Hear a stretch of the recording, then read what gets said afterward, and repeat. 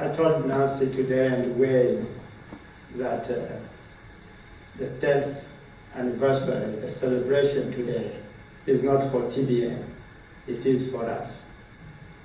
And I think that God brought me here to celebrate what God is doing through TBN and through each one of you. I don't know how I find myself here today. It is just God's hands working on that. Because TBN has been part of us. TBN made that difference in our school, in our life. I was asked to share a story of my university. I will not do it in 3 points.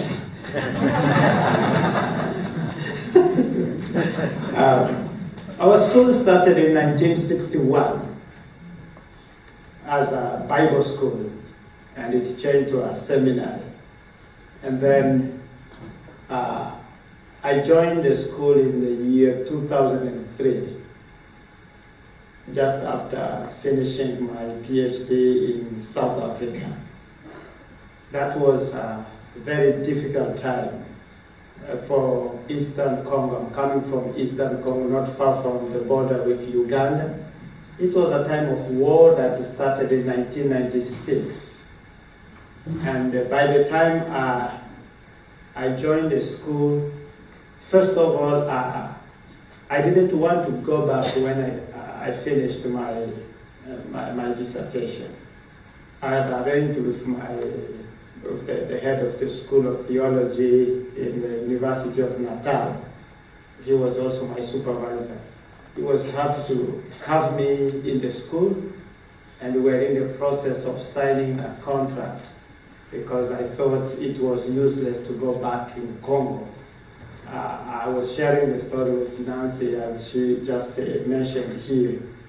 In 2002, on September 5th, my village was attacked in that process of war. I'm coming from a small village called Nyankunde, and that village was attacked by rebels, and they killed 1,200 people. I lost 34 relatives. My cousin, my sister, my brother, and then my family was living in Bunia. Bunia is about 40 kilometers from that place. And these rebels, after destroying Nyankunde, they started advancing toward Bunia, where my family was living. And they were sending message there, telling people, if we find people from Nyankunde over there in Bunia, we will also kill them the way we killed their brothers here. So I was not there, and my wife and the children were helpless. I don't know what happened. Somehow somebody managed to send an email message to me saying, we are looking for Katho. Where is he? His family is in danger. I got the message. I replied, but I was not sure that somebody got that message. And there was no phone at that time. I could not phone and ask, how's my wife and the children doing? And that for about a week, 2 weeks, read the message, so-and-so has been killed, so-and-so has been killed, and also my family in danger. Now, I could not find somebody with whom I would share this story. What I did, I went in my room, I locked myself in my room, I stayed there. Take time to pray, take time to cry, take time to say, God, where is my wife? Take time, what is happening? That is what I was doing. Until that was 6 days later, around midnight, I got a call. That was my wife who had reached the Nairobi and the children. What happened was some missionaries sent an airplane, a small airplane, and they said, get Katho's family. And the pilot didn't know, my home. He got somebody who took him to our home, and he said to my wife and the 4 children, you pack in 1 bag, not 2, and we go. And they took off. And as they were flying, the pilot turned and asked my wife, where do you want me to take you? So she started saying, I thought that he knows where he's taking me. So the only place I know outside Congo is Nairobi, because I've been there with my husband. So they took her to Nairobi. That is how she called me. Now she got a place where there is a phone. She could make a phone. It was in that context that when I finished my studies, I said to myself, why should I go back? But just in that process, God kept reminding me, you just finished your dissertation on Jeremiah. You know the life of Jeremiah. He never gave up. His country was destroyed, but he didn't quit. He didn't run away. He was there with his people. You go back. So I went back home. I left the family in Nairobi for a while. I went back home. At the airport, I found out that the board had appointed me the vice president of the seminary. I didn't know. Nobody consulted me. And when I got to the seminary, the school was evacuated.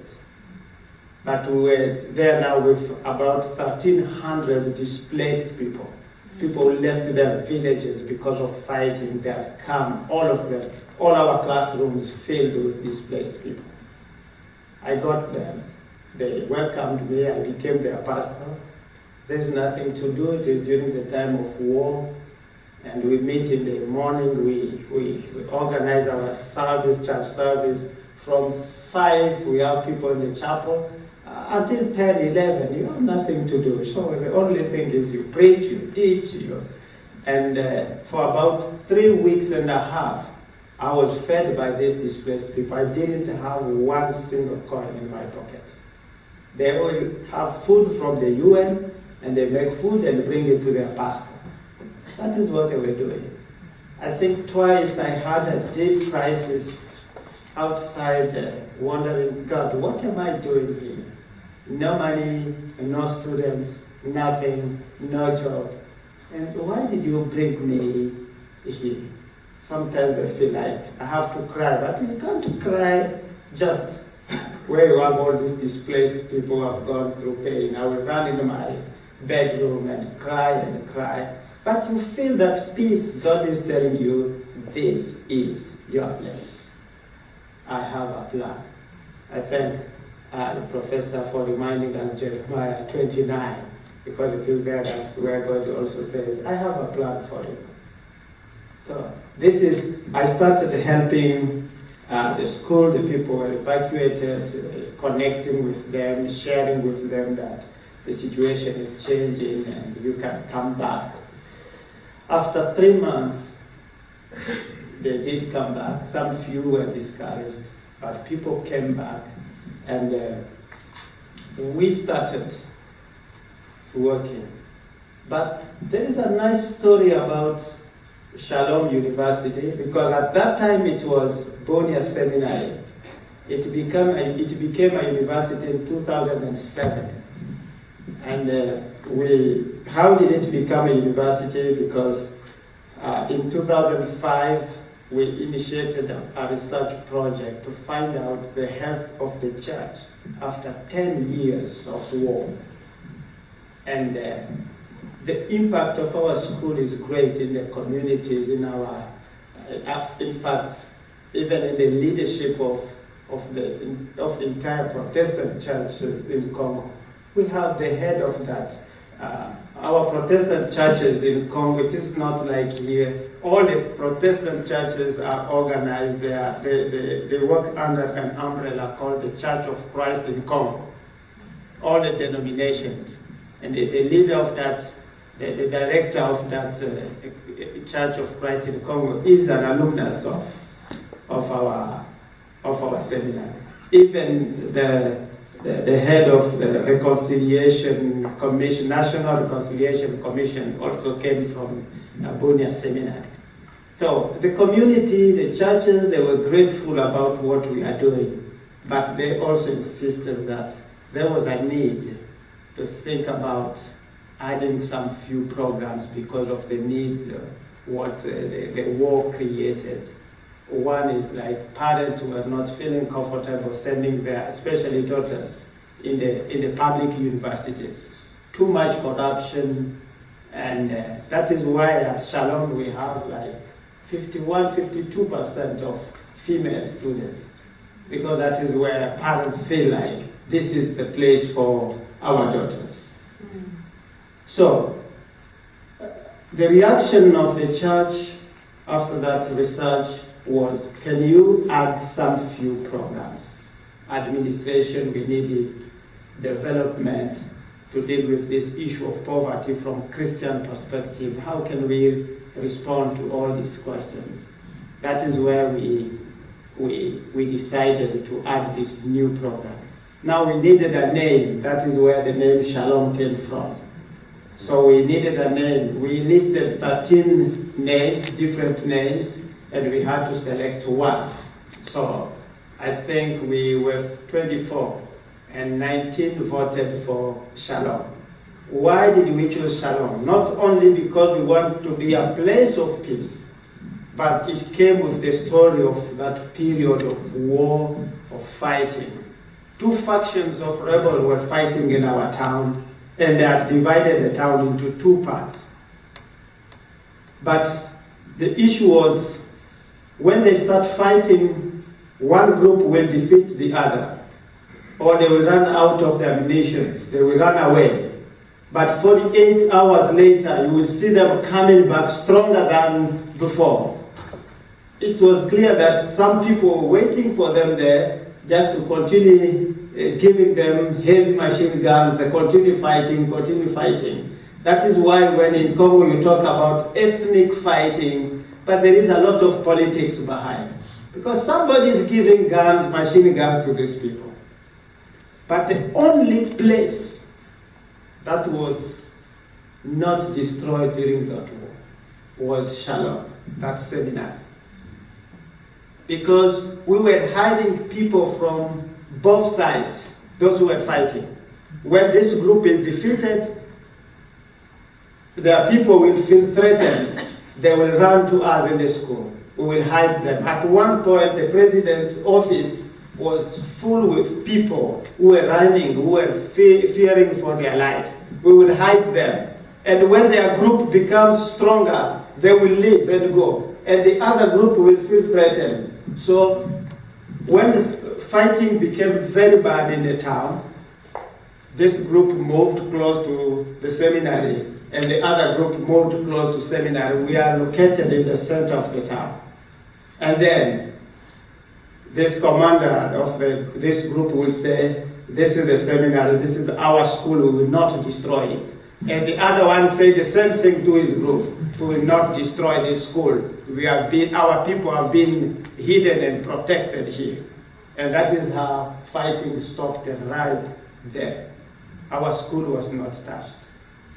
God gave us that grace. That is why when we had to select names, we say we want to be this place of peace for this nation, for this region. And even from there, when after fighting, we elected the first governor of that place, a lady. After the election, she rushed in our chapel. He called, where is the president? All the pastors come and pray for me. And we prayed for her from there. And from there, she asked us to take her to her home.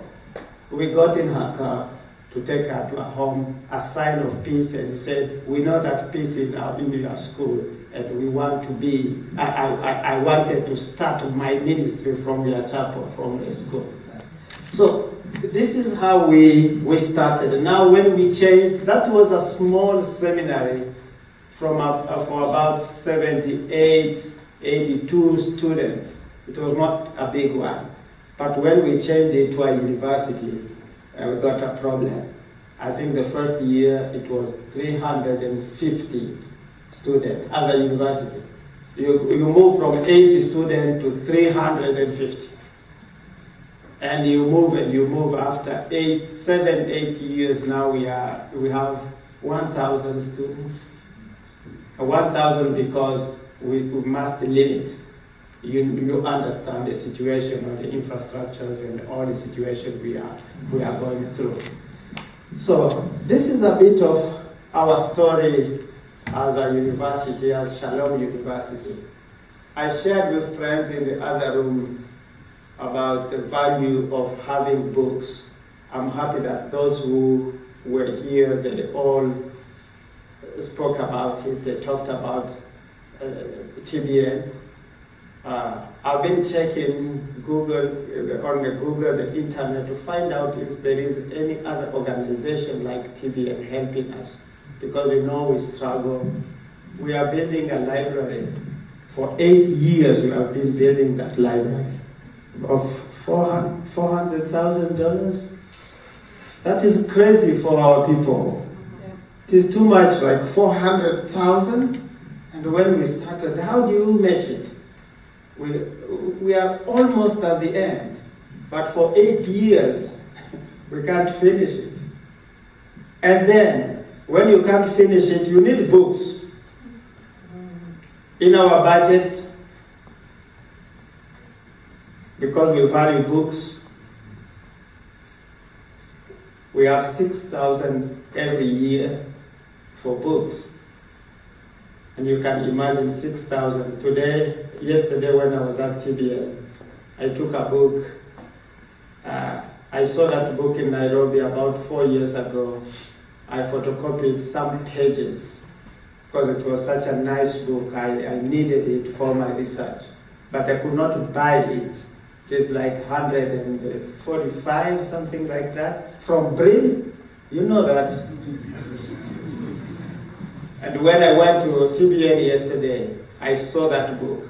I'm moving with it. I was almost coming with that book here, because after 4 years, now you can see that with $6,000 every year on our budget as a university, how many books can we buy?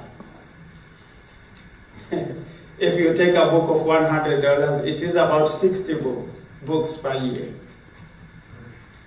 But TBN just came to help us. They said, yes, we can give you books. And when TBN gave us books, we didn't keep books for ourselves. We shared with 4 other schools. And you understand, even as I'm here, I was about to print. I didn't have a printer.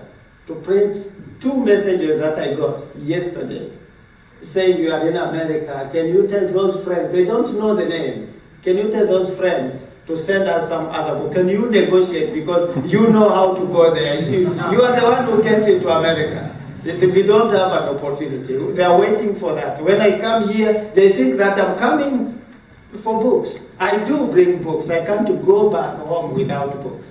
Wayne is here. He has already packed my... Yes, he is back there. He has already packed. He knows that I can't go without books. So, at the beginning I said, it is not TBN celebrating. We are celebrating. Because we understand that. When I move around, I see your libraries, I see your big universities, big schools. It doesn't make me cry. Sometimes I feel ashamed. I say to myself, why am I trying to build what I call a university? When is the point of, how can I compare what I see here and what we are doing at home? But the Lord tells me, you are doing it at home. That is what I want you to do.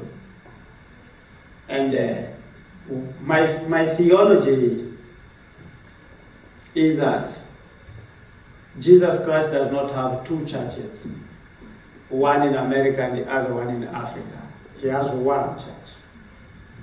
His church in America, his church in Africa, his church in Asia, his church in Latin America, all over. It is the Lord's church.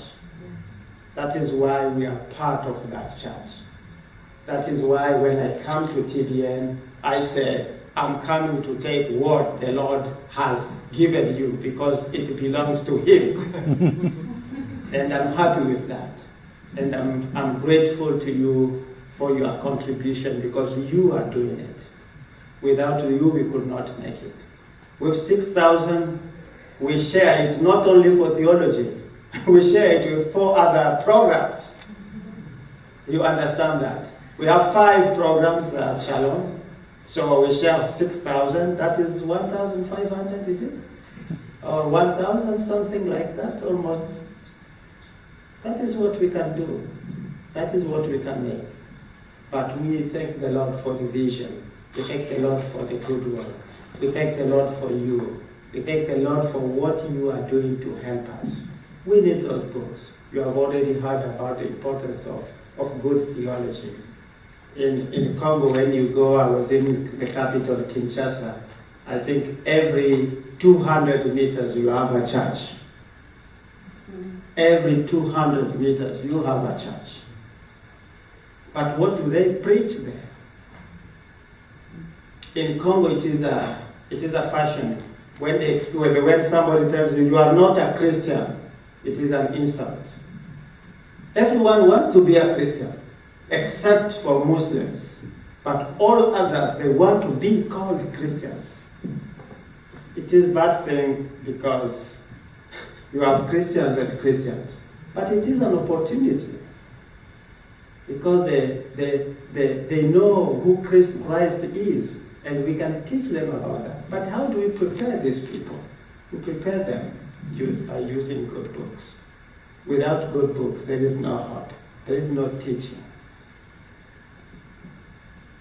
I will invite those who join TBN, new friends, that what you are doing is not in vain. One day we will be before the Lord.